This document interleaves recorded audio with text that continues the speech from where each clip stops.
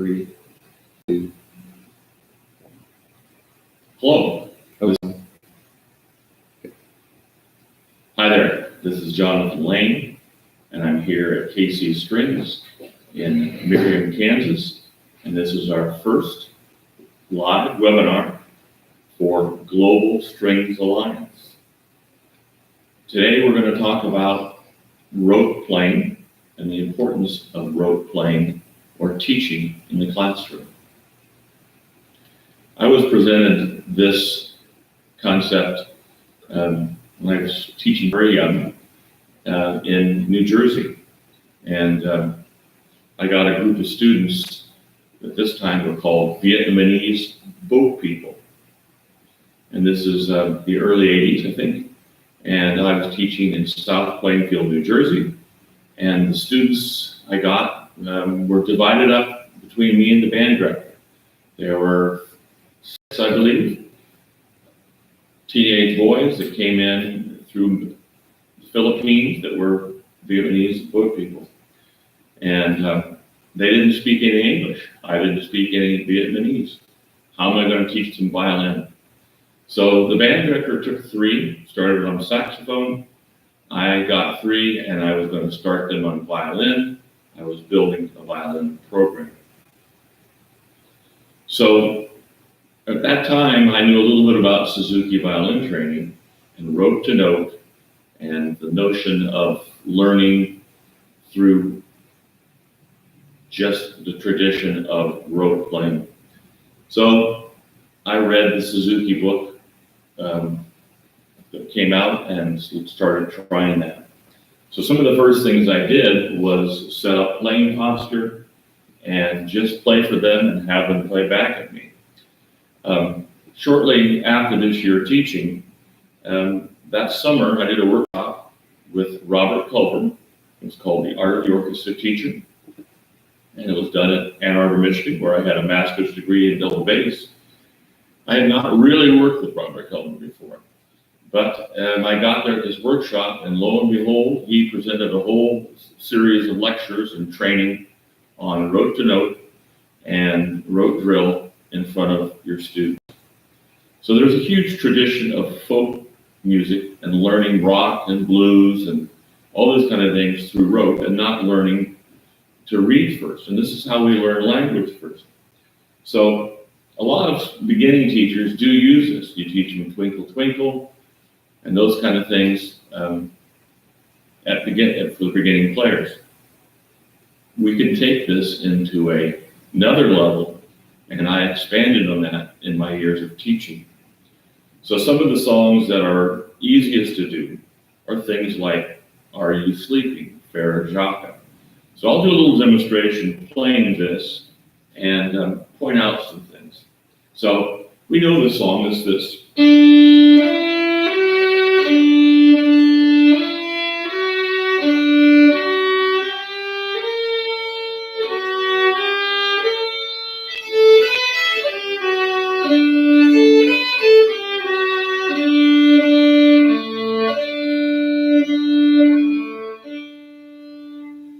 Well, Brother John or Are You Sleeping? Faire Jacques is a round.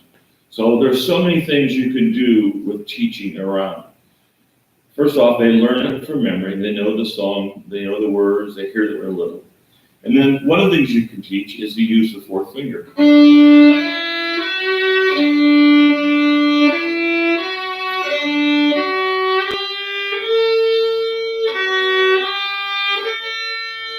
That 4th finger for violin and viola is generally a newer thing for younger students. I did this with 7th graders, but you could do it with any level. And so after you do Faire Jacques, you've played it around, you can work on intonation. While they're playing it, you can walk around the kids, you can walk between the rows, you can fix playing posture, you can play it in duets, you can play it in trios, quartets. You can even do it as a playing test in class. 2 kids come up to the front of the room and do it. You can do it on the cello. I go ahead and use open A.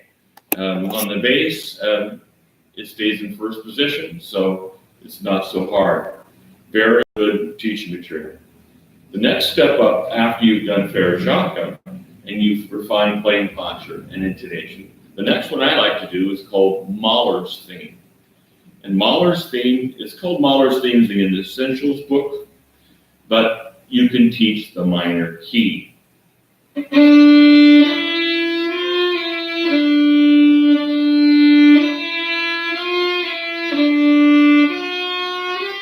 Fourth finger again.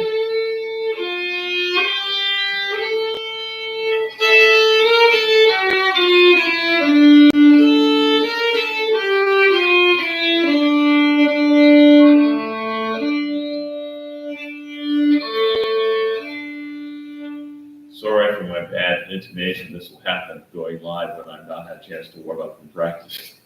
I'll do better next time. So, the Mallards Theme. You have the minor key. You can do all different kind of bowings. You can add phrasing and dynamics. You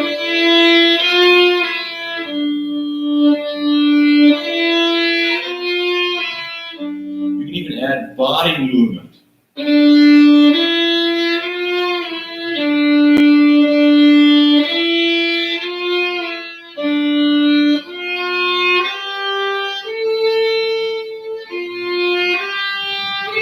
Now the key signature of the B flat.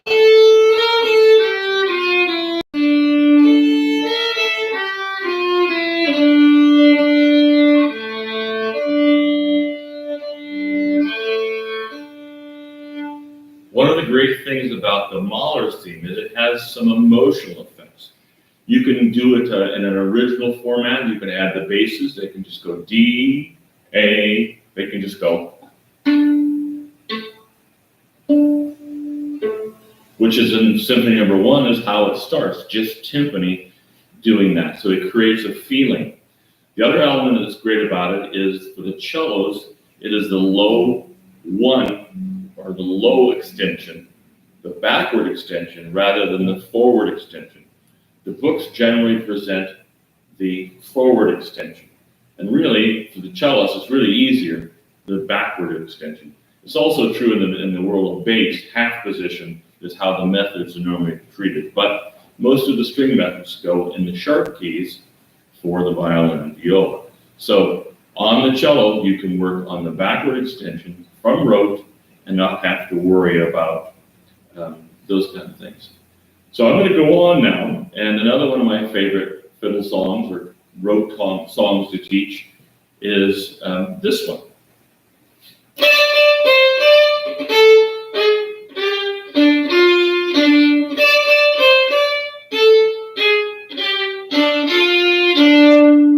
That's Sunshine of Your Love, Eric Clapton, Cream from long ago.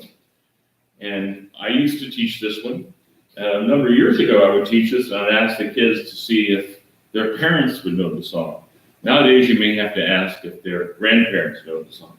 But this short little rock bass line has a lot in it that you can use in rote teaching.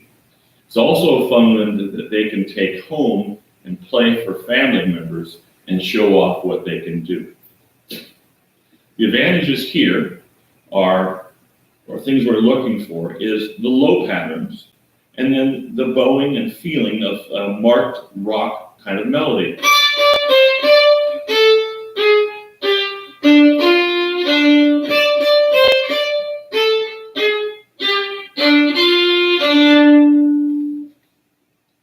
The accent and bow, the style, and then the finger patterns are great to teach. Now on the violin and viola, this presents low 4, and I'll show this a little closer.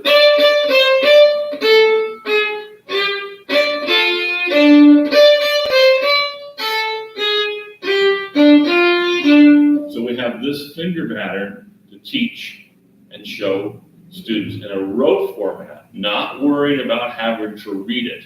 You don't even have to tell them if it's G sharp or A flat. You can talk about the blues scale if they're interested. A little bit older and you do blues scale, you can talk about that. Now, I'm going to pick up a cello and show us how this is done on the cello, because there's special things, teaching opportunities with the cello. So I'm going to move across the room. Hopefully we can get this. I'll move the chair into a little more center. And I'll show Sunshine of Your Love on the cello.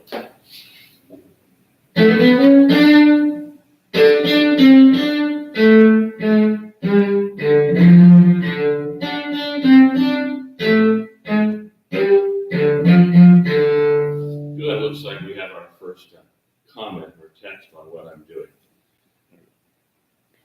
And let me talk about the cello and how the fingering here. We have the forward extension, but it should also just be a position. And then again, the fingering I use, 4 forward and back. So it teaches a shift or extension, whatever works. But with young players, they don't really care. All you want is the playing posture and tone.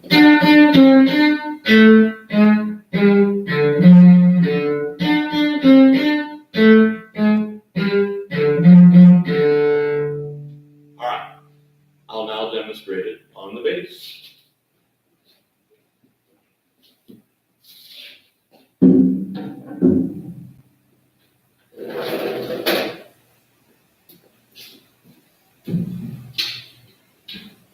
On the bass, this tune takes us into third position. So here we are on how it looks on the bass.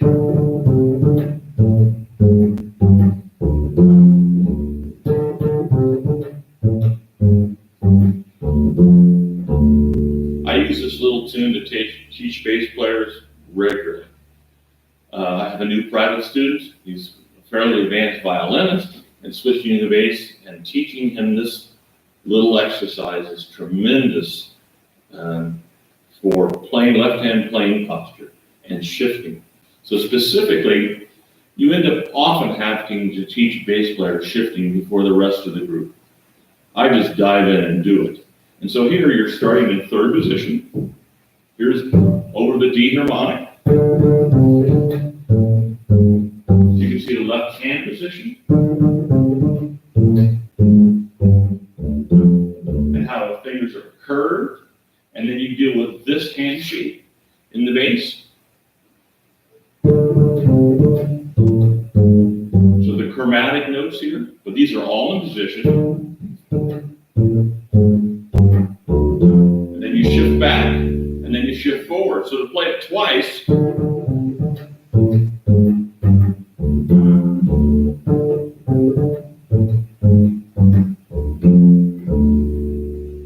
we shift during the open string.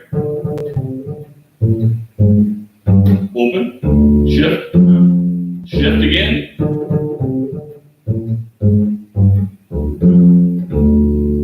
And so in the original Sunshine of Your Love, this bass line is repeated many, many times.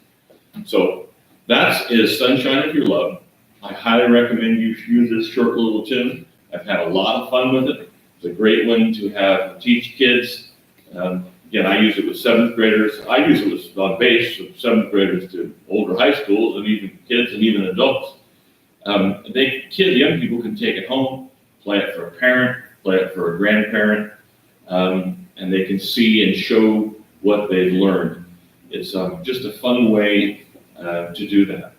The other reasons I use rote teaching, one of the things I need to emphasize is that it gets the page out of the way. You're not dealing with reading notes. The student is not distracted with trying to look at a page. They can look at you and focus on modeling your playing techniques, proper playing postures, and how to get great tone. As a teacher, I always emphasize that I teach tone. And as string teachers and orchestra teachers, this is what we do. We teach and demonstrate proper violin, viola, cello, and bass playing tone. And from the tone, when you prioritize tone, you have to look at playing postures, how they hold the bow, left hand position, and intonation.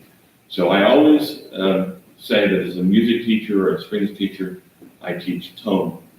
All right, I'm going to go on to a little more advanced rote piece for the violin, playing on the violin. Let me put the bass down.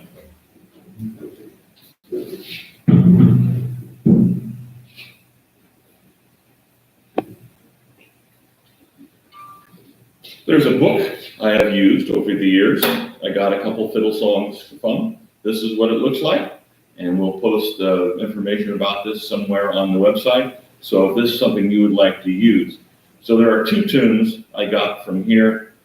I've edited them, and actually I now realize I kind of play part of it wrong, but it actually works out great as far as teaching, and I don't think it alters the song significantly. But one of I like to do is called Mississippi Reel. And it starts off with a descending scale. I'll play the song once, and then we'll talk about the teaching techniques.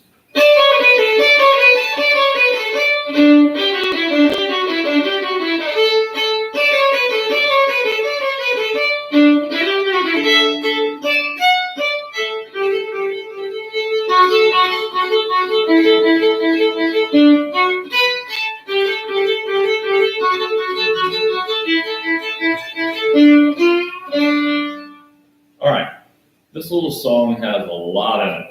It's short, it's catchy, it's happy, and it can be played fast or slow. You can do something like this.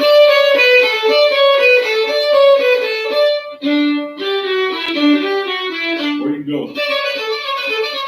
And then the string crossing.